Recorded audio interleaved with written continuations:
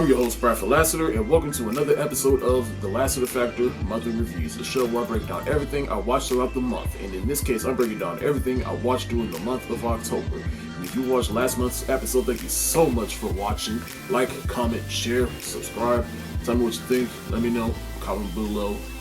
Now, real quick, I'm not going to talk about any scary movies I watched through this episode. I saved that for the monthly review, which you can find on the Lassiter Factor Monthly Report October edition. I'll leave a link to that video in the description. Now, let's get into it. Lovecraft Country. I'll admit, I was a little late to this party, but then everybody started making a big deal about it, and so, in fact, by the time I started watching the show, I think it was 4 episodes deep, and by the time, when I watched that first episode, I was like, oh no, I gotta watch the other 3 that come after this. I gotta see this through. And then once I caught up, I was just excited to see what happens next, because this is the kind of stuff that I like. A show about these African Americans that seem like real people, but then they just start going through these mundane things like zombies, monsters, science fiction stuff. Well, this whole show is based on a book by H.P. Lovecraft. Now, personally, they don't need to make another season, but I'm curious to see where this show goes, because there's so many things they could do with it. And the characters, they do feel real for me, from Atticus to Letty to Montrose. And it deals with some very real themes, like Letty's sister on the show. She takes this vow that turns her into a white woman. And what that does to your psyche and the opportunities you can do to yourself, particularly in that time, that's some very interesting questions to ask yourself. I'm not going to spoil this next thing I like about the show, but I also like how they incorporate real life events into the show with Emmett Till. But the biggest thing I love about this show is, I don't know, with every episode, you didn't know what was going to happen. Or 1 minute you're in China with Jamie Chung's character, then the next minute you're at Hippolyta because she's going on this journey of self-discovery, and just each episode was different. It almost felt like its own thing, and and that just gave me a rush every week when I tuned in. So Lovecraft Country, I love the show. This is probably one of my favorite shows from this year alone. Now, 2 shows that at the time when I'm making this video just had its season premiere. Now, This Is Us, I absolutely love the show, but it was a show that I was also late to the party. In fact, it was 2 seasons deep when I finally started binge watching this show on Hulu. And yes, this show is a bit of a cry fest, but to me, it's a good cry fest, because what I love about the show, it's the theme of how we're all products of our upbringing, and I feel this show does that excellently. And if you watch that first, if you watch the season premiere, you see that they incorporate everything that happened in 2020 into this show, and I feel like they did that excellently. But the reason I'm talking about is because usually with that first couple of episodes of a new season, it pretty much tells you the trajectory of where the show may be going, and once you saw, you know what I'm talking about. But I love this show, and I can't wait to see what they do. And of course, The Mandalorian Season 2 is now on Disney Plus, 1 episode at a time, that is, just like last season. But the same reason I love this show are the same reasons I love Lovecraft Country. Each episode, or chapter I should say, is its own thing. And in this chapter, we get our first glimpse that Boba Fett is coming back, and we meet Timothy Oliphant's character, the Marshal, on the show. We get more Baby Yoda, we get more Mando, and it was pretty much... But again, what I like about this show is its own thing with each episode.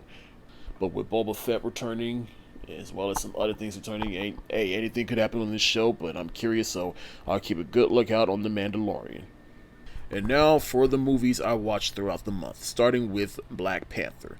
Now, of course, I was having myself a little Marvel marathon, just rewatching movies that feature Black Widow, but Black Widow got pushed back to May of next year.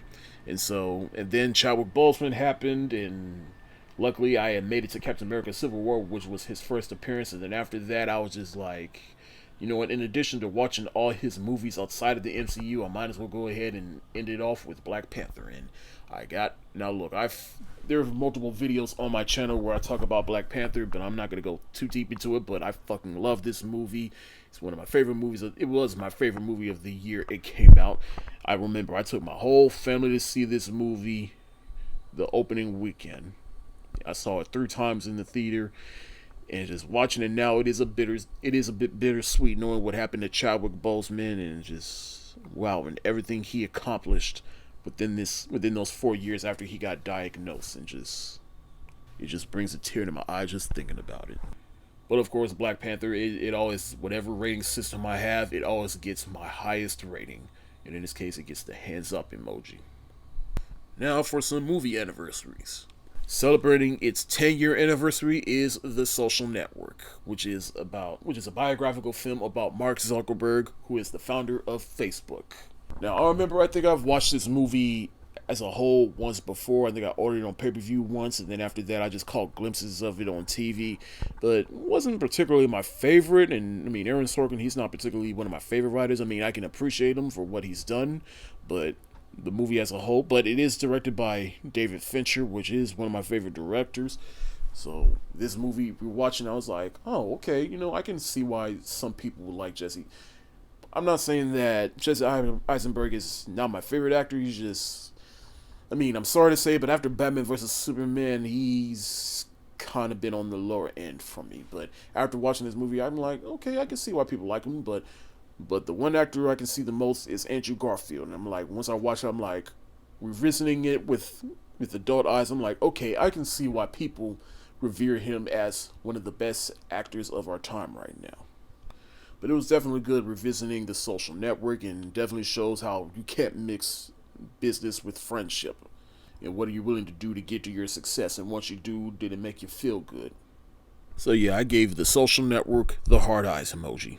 I got two movies separating their 20-year anniversary, starting with Batman Beyond, Return of the Joker. Now, of course, I am a fan of the show Batman Beyond from back in the day, but I remember I saw a teaser trailer for this movie on the VHS to Pokemon, the first movie, and I was like, ooh, the Joker's returning on Batman Beyond, and then we saw a full trailer of it on the VHS for Pokemon the movie 2000.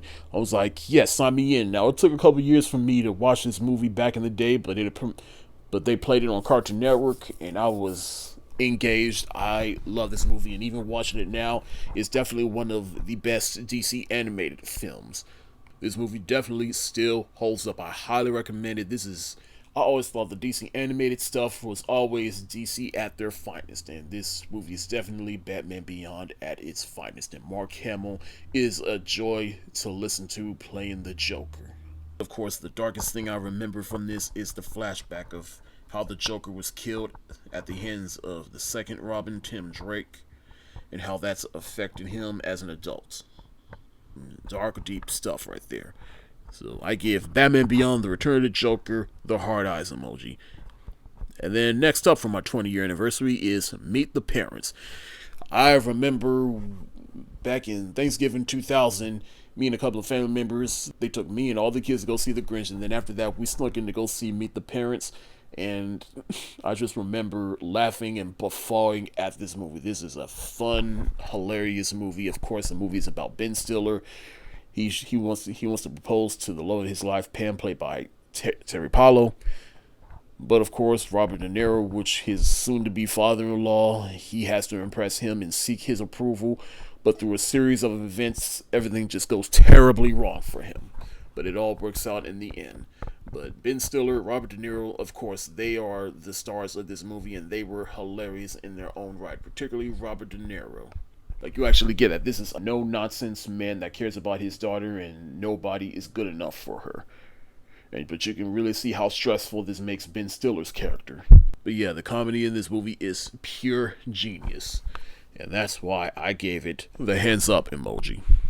And now that's it for movie anniversaries, because I'm gonna be honest, I was looking at movie anniversaries, and so when I was looking at the movie schedule from 1980, I saw it had Superman 2 released in October of 1980. But then I didn't come to realize that that was in Australia and it didn't get released in America the following year. So I was just like, well, I might as well just ride this train. But in any case, I still have not seen any of the Christopher Reeve Superman movies, because for a long time because those movies are just too dated for me. I'm sorry, they just too look dated and corny for me. But I did at one point say that I will watch them eventually. But thinking that it was going to be the anniversary of Superman 2, I was just like, well, I guess now is a great time to start watching these movies. And so, okay, so Superman, I'm gonna say this: the first half of it is excellent. The second half was Now, first, of course, the first movie is directed by Richard Donner. But what I love about the first half, what I like about this movie as a whole is it's pretty much the perfect blueprint on how to make a superhero origin story movie.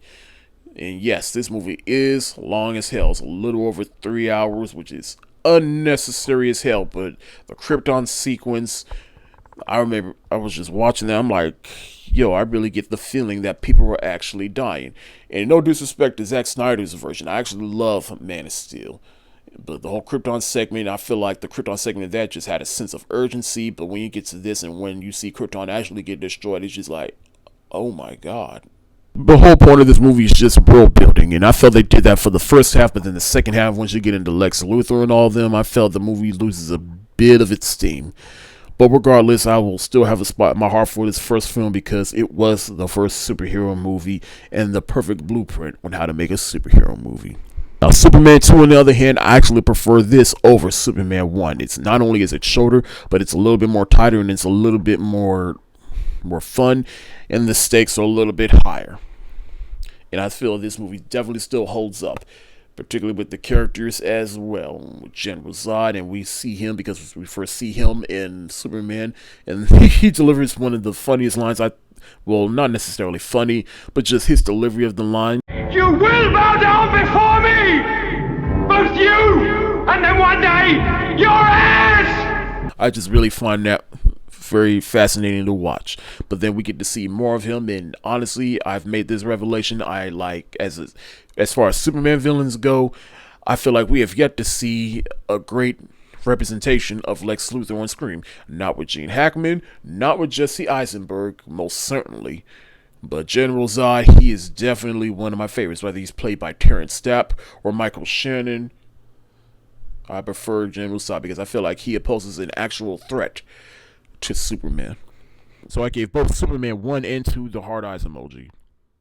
Next up is Yes God Yes, which is a movie starring Stranger Things star Natalia Dyer. It's a movie about this Christian girl that start to have sexual urges.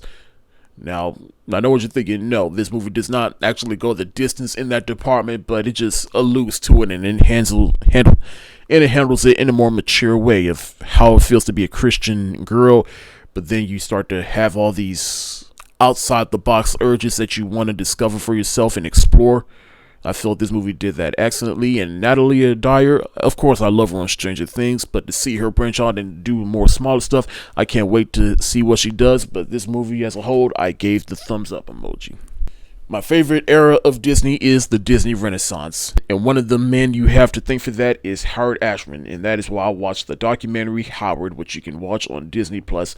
But it pretty much tells you the life story of Howard, his time on Broadway, and how he got into Disney, and which eventually led to him making the music for The Little Mermaid and Beauty and the Beast and Aladdin posthumously. And we get a glimpse into his personal life and how that has affected him and his work. But just beautiful stuff right there, and just tragic, and just Howard Ashman. That is a real Disney legend for you. If you're a fan of Disney and if you want to learn more about Howard Ashman, I highly recommend this documentary, Howard. You can watch it on Disney Plus. I gave it the hard eyes emoji.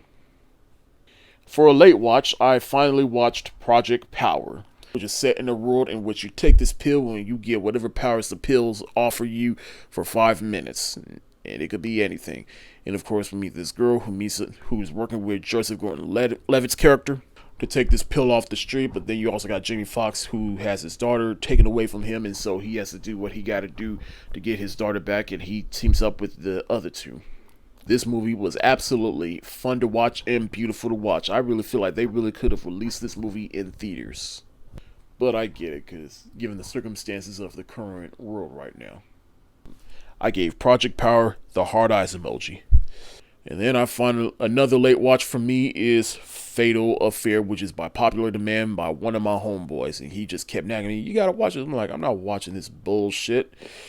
Now, and he just kept telling me, come on, Brad, you gotta support everything black, which is a whole can of worms that I'm not gonna open up on this video right now, but eventually I did finally cave in, watched it, and The best thing I can say about this movie is that it's a movie with the plot that has been recycled dozens of times and done dozens of different ways, has a pretty ass cast, made with a next to nothing budget, but it's only fun and entertaining if you're either with the right crowd or under the right influence. And that's honestly all I got to say about this movie. If you like this movie, awesome, more power to you. I'm glad you're able to enjoy this movie. Me, I had to be under some type of influence to watch it. I was drunk when I probably watched this. It probably took me a Coke and rum to get through this. And Nia Long is, like I said, Nia Long is eating from the fountain of youth, because holy shit, that is a beautiful woman over the age of 40 right there. Omar Epps, I've seen you in so much better. And everybody else just, But Fatal Affair, I just gave the shoulder shrug emoji. And then finally, Bad Hair, which premiered on Hulu. Now, I was somewhat curious about this movie, but then I came home one night and then all my homeboys, they were telling me, Brad, this movie is horrible. I'm like, really? And so I'm like, well, I guess I'm just going to take my time watching this. But then I saw a review of this movie from one of my film school buddies, and he said he liked it. And then I showed my homeboys his review, and they just couldn't believe it. And so I watched the first hour of this, which eventually turned into the other hour of me watching this movie as a whole. But honestly, I don't think it's as bad as some people are making it out to be, but it's still not as good. And it's about this girl that works for this TV company. And so she has to change her appearance because, she's a black woman with black hair. And so they say you have to make your hair a certain way in order to stand out and to get ahead in life. And so, which is a bit problematic for her. But then she does, and then the hair has some weird voodoo dark magic thing in it for her to start acting out of character and her hair to start going cuckoo for Cocoa Puffs. But like I said, honestly, this movie is not as bad. And I can honestly see what they were going for with this movie, with the grain look and the 80s vibe, but I feel like it's a movie with a great concept and pure intentions, but poor execution. And I was really hoping for this movie to be good because it's directed by Justin Seaman. I'm sorry if I mispronounced your name, but this movie is directed by him who directed the movie Dear White People, which was one of my favorite films of 2014. And for this to be his follow-up, I was just like, yeah, not great at all. I mean, better luck next time. I'm curious to see what she does next. This just wasn't it.